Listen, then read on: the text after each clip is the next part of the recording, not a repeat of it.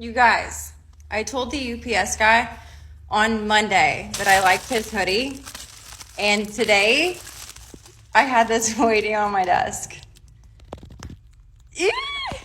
I'm so excited. Let's try her on.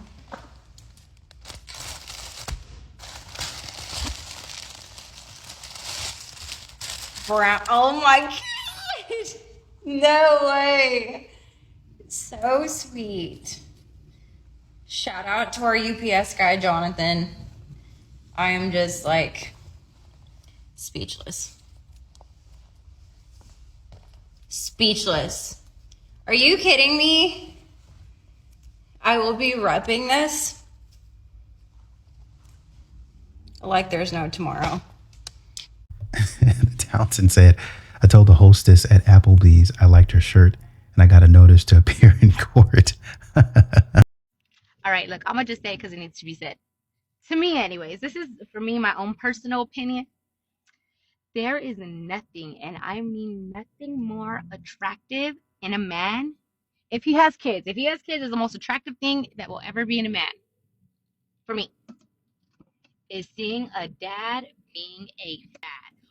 Oh my God, nothing gets me like seeing a dad being a dad. Oh, you change diapers, you do school drop-offs, you spend time with your kid without having to be asked. Oh God, there's nothing more attractive to me than a good active dad.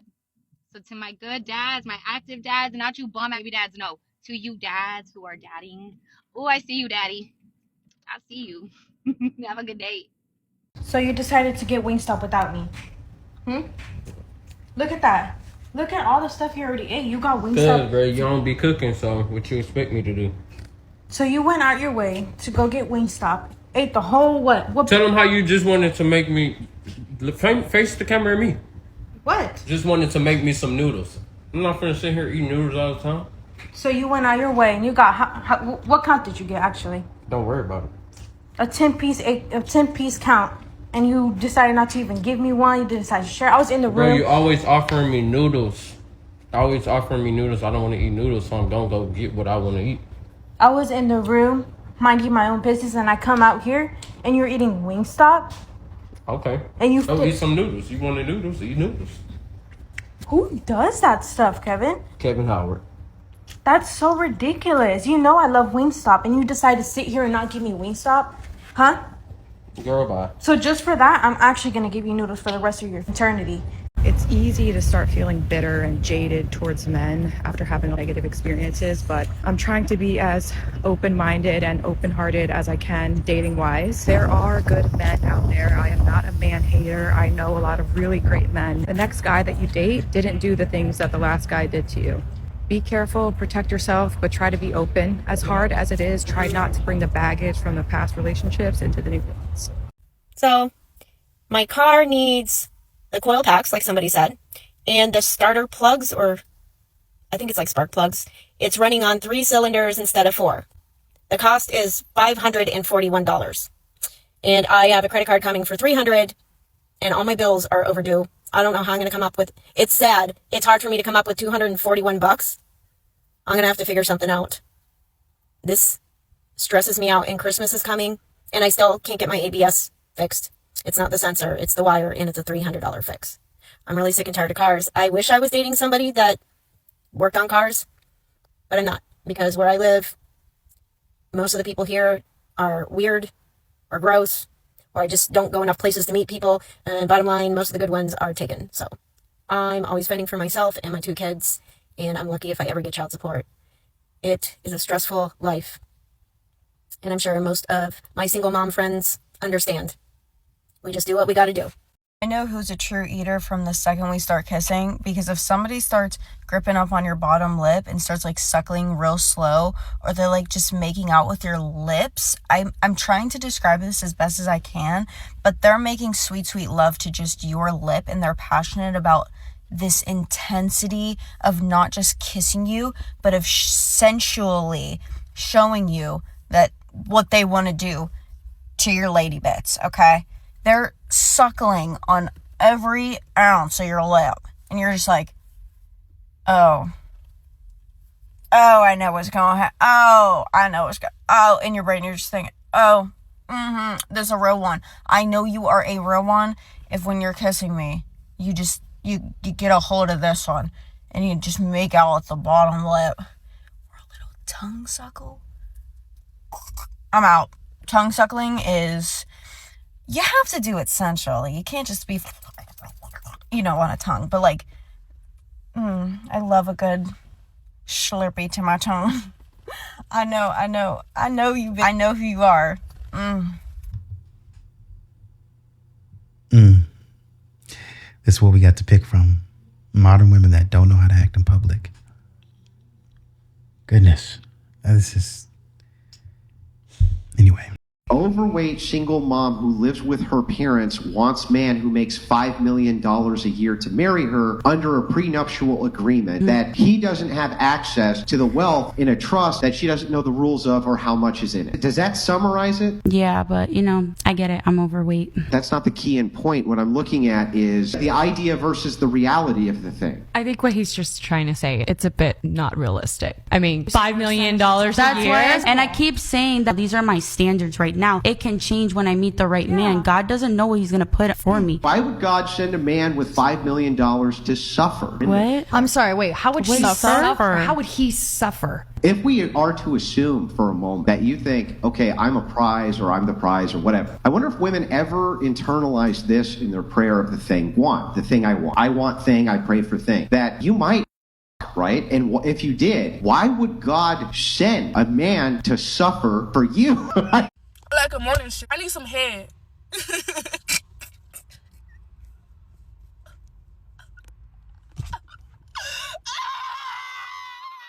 This guy is sitting on his back porch and he's holding this spool of wire, and his wife is recording him, and she's like, "What are you doing out here?" And hey, what are you doing? I came out to check on you.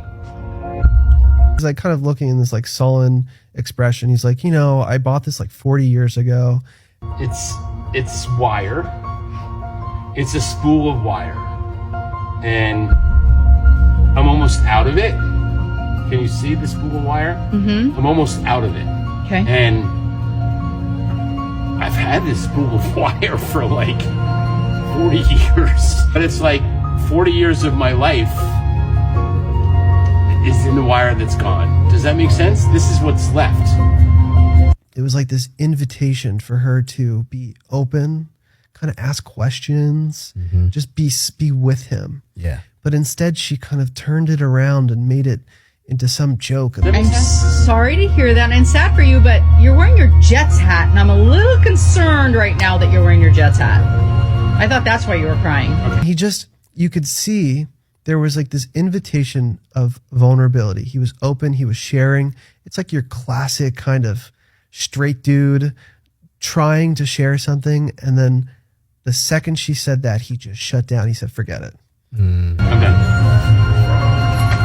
And I think it kind of illustrates when someone gives you an invitation into a vulnerable experience, exactly what you said is the way you should approach it.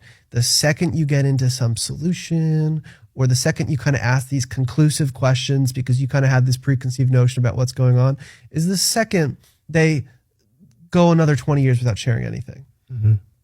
It was a really annoying TikTok. Exactly. The man was communicating with her. He's saying, hey, this has been a part of my life for so long. It's insignificant to many, but it's significant to me because I've been with this thing. When I first started, it was it's just a little spool of wire. But now that it's been man, this thing has stayed with me for 40 years. That's crazy. And you know what he does when he says that? He's going back through all of the memories that he used it for, what was happening at that time, the smells, the sights, the taste, every single thing. He's reliving all of that over and over again. He's communicating with you that he wants to talk about his childhood and the things that happened, good memories, sharing life, doing life together.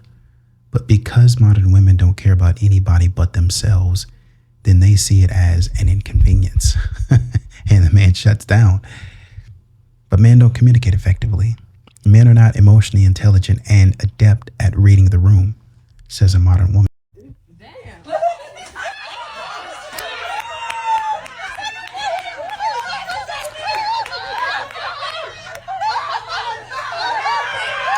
right then.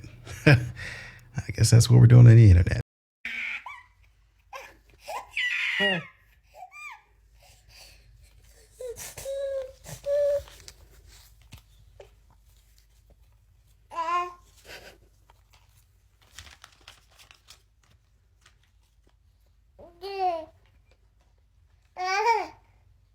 What?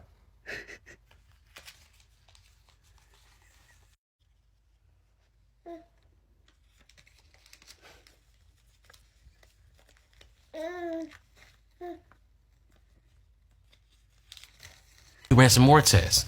Turns out you talk too damn much. I'm gonna get you on a little attitude inhaler. It's 4 cc to shut your ass up because the issue is you are doing too much. You have an extreme case of DTM and TMM, too much mouth. Are you done? Okay, you know what? So I might kick that shut your up to. No, your problem is you are intimidated by strong black women. That's your issue. This is a symptom. Get it out. Get it out. Get it out. Strong black women, huh? Do you lift weights or something?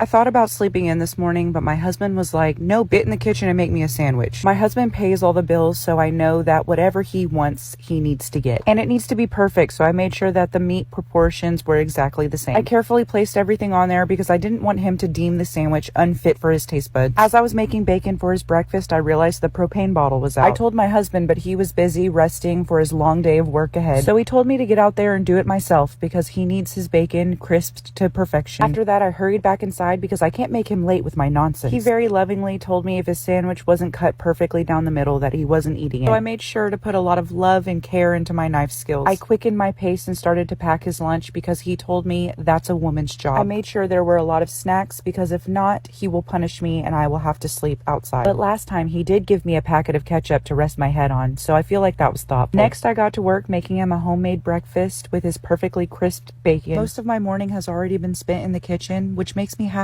because that is where I belong. My husband only drinks one kind of orange juice, so I pour it into a special glass just for him. He gives me a hug and a kiss and reminds me of the checklist that he made for me of the chores that I need to get done today. And that if I don't get them all done, that my glasses privileges will be revoked because if I can't see that I missed a chore, then I must not need to see it all. I walked him to the door and I was so happy to see him smile because that is why I do what I do. Do children do better under a single parent that's a father or a mother? The U.S. Census data revealed that when children with developmental delays are under the age of 1, dads are more than 15 times as likely as moms to take those children into their care. As well, nearly half the children who ultimately lived with their dads full-time initially lived with their moms. Why did they move? The mom often felt overwhelmed and out of control, often because the children resorted to drugs, drinking, delinquency, depression, and disobedience, including vicious swearing at the mom, or what I refer to as the 5 Ds. I want to also point out the fact that even there is this trend that I often guide women against when you say like, oh, I feel like a single married mother or a single parent that's married. There is no such thing as being a single parent and married because you still have this other person to rely on. And I think that that's something that we as married women definitely have to get away from saying, because a single mother who is doing everything on her own is fully responsible for everything on her own. Even if you feel like your husband is not showing up to like household tasks and things, or he's not doing things the way that you want them to, there is still a physical body in that house that is able to be dependent upon worst case scenario, that is able to assist, that is participating in provision, and that is also participating in parenting. Because I think what often happens and what we miss in connection is moms are overwhelmed regardless whether they are married or single if you're taking on too much. And oftentimes, even when you're married, you try to wear your struggle, like I said, as a badge of honor, and so you take on more than necessary, and so you end up getting yourself in these really high stress situations when you really don't need to. And so we tend to be overwhelmed anyway. Now imagine being an actual single parent, and now you're trying to discipline these kids, and they already have like this chip on their shoulder because they don't have access to their dad as much as they would want. They're going to be more rebellious, and more rebellious children are easier managed by their fathers. I told y'all all the time, like, as much as my children love, adore, and respect me, sometimes it takes for my husband to be like, I know y'all heard what she said, or like it takes for him to add that level of sternness, because That's just how it is. And then over time, I noticed that there are things that he will enforce, and the way that he'll say it to them, I better not hear your mom say that again, or I don't want to hear your mother say this again, or whatever. And so over time, they just listen by default, and there is no let me go get their dad. And that only comes from the structure of having their dad also be a parent. And I think that's what's missing when you're a single mom versus a single dad. Dads tend to, generally speaking, y'all, tend to have like more structure and ease of working things out. They also don't focus on small things. So like we get worked up and overwhelmed because we focus on every little detail in addition to the large details. So like we might be thinking about getting a perfect gift for your kid's best friend's party this weekend, while we're also thinking about how we got to get them to and from school, get them to and from practice, and all of these things. Dads will literally outsource. Like my dad, when my sisters were still in high school and he had a hard time getting them around, he hired a driver. Problem solved. Like, okay, I'm in court, I can't get over there to get them from school. I'm about to just call this guy and he's gonna go get them. And he had a regular driver that everybody knew. He would get them from school, get them to where they needed to be. Worst case scenario, like if he would call me and I was busy, or he would call somebody and my sisters weren't driving at the time, he would just get a driver. Problem solved. And so I think that we as moms, we overwhelm ourselves and we're less likely to outsource too. So that's another thing that I think is probably a point that's not necessarily addressed. In brief, whether infants or teenagers developmentally delayed or delinquent, dads are more likely to get their children who are challenged than the children who are challenging. Yet the children do very well under their care, which opens the door for more young men to define their future purpose as father warrior. Because remember, if they're on the other side of that and they're being raised by their single mothers in the absence of their father, any terrible experience that they have in that regard, they blame their mom for it and they hate their dad for it. And so if you didn't see your dad, you're either going to be resentful of that, and then you're going to grow up to be a terrible father yourself, or you're not going to want to be a father, or you're going to grow up being like, I'm not going to be like him. And so your entire fathering experience is going to be trying to model the opposite of what it is that you saw. Versus if your dad is present in your life, you have a direct example of what that looks like and how it is to be a healthy father. The word warrior is not added lightly. A warrior makes himself aware of the barriers to achieving his purpose. Then rather than focus on what is standing in his way, a warrior focuses on how to get past those barriers, which is exactly what he'll be teaching his children. This is our book club selection for the month. It's The Boy Crisis by Warren Farrell and John Gray. We read book club. We do, yes, Sundays and Thursdays at 9 p.m. Central Time. And we do meet on TikTok Live. If you want to register at the little link, you can, but it's not necessary. Just show up when we start book club and I will see y'all there. Let's read some of these comments. I got shipped to my father at 9, was a very angry child, got into a lot of fights, got expelled from school. Living with him was the first time I had real structure and reassurance. Changed my life. Mr. Alexander says, us dads are point A to point B. We try to solve the problem quickly. Cecil Bright says, my cousins were brats and they were stealing after their folks divorced, right? Got worse when they lived with my aunt. When high school started, for the oldest. When high school started for the oldest. All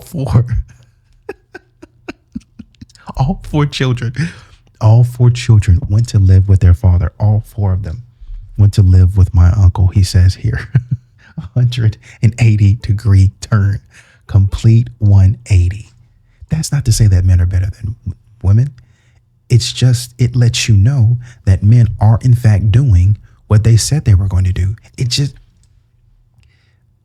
modern women don't understand that. They don't understand it because they don't let men cook. They don't let men get going. Anytime a man gets in a routine and gets the children in a routine, the house starts to run in order, and they jump out of line and they get into the man's place. They be like, you ain't doing that right. I don't like how you're doing that. I'm not you, so I'm going to do it my way, right? Oh, I'm going to get a divorce. I don't like this. This is oppressive, yada, yada, yada. And you leave, the man goes his way. He runs his house, maybe not perfect, but in a structured way. A lot of men run in their house in a structured way, in a very disciplined way, because that's how they naturally are. You have structure and discipline in your own way, but a man is an authority figure. And so when a child or something lesser than a man comes around a full-grown adult man that knows what the heck he's doing, that all of a sudden all that foolishness you notice are going to stop. All that crying and shivering and screaming that the mama be doing because you're overwhelmed, it don't matter to the dad because I'm not going to cry. I'm not hurt. Any level, dads are prepared a lot of times to take it to the highest level that you want to go. I don't know where it comes from. I don't know who gave it. It just seems like it's innate. I'm prepared to go to the highest level that you want to go to. In my house, you going to do that? No, you're not. I will put you out of my house before you continue doing that. Modern women out here, oh, please, just anything to help the child. Oh, please, keep the child, yada, yada, yada. You'll learn it's cold out there. You'll learn it's cold out there on the street, and I'm not playing with you. However you want to live your life, you're going to live it outside this house. What'd he say? I got shipped to my father at 9. That's the first time I saw some structure in my life. What did Cecil Bright say? My cousins were brats and they were stealing. Got shipped from from my aunt's house to their dad's house. Complete 180. All 4 of them. Complete 180. Men are out here doing what they said they were doing, and that's protecting and providing.